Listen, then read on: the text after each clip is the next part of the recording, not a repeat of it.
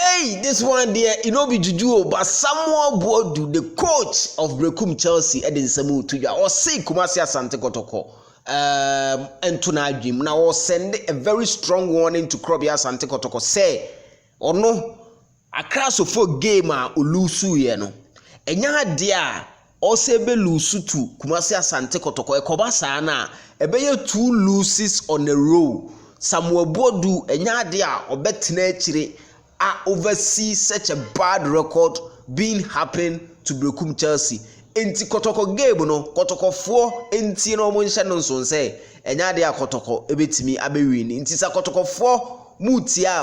na mo nhye no nso eno ne Samuel Boadu nsem a odi tudwa ahead of the game no the strong message odi amakrobia Asante Kotoko na Kotoko entimi mewini Kotoko bebo draw nso asa Kotoko fa hoko Samuel Boadu nya abutiro nsem no ahead of game a eba so Saturday no na all ka say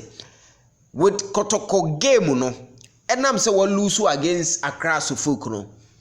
okoya ade in the game to appease the fans of Berekum Chelsea Sabonika say obi appease obi a neche say why ade ama na ye ne ya na wo ya ade bi e de ahyem ama nipa no ani age enti wo say Kotoko game no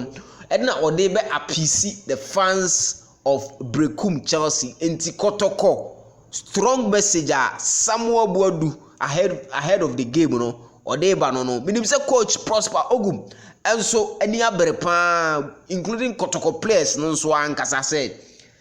also mukonya a very good game and a good point from Berekum na omo bid to finish in the top 4 no so eye possible enti Saturday de ampaye bedwa ye de ye wo ha de besi bia no ye de beba Samuel Boadu say no ye be hwesa Kotoko betima ye de yes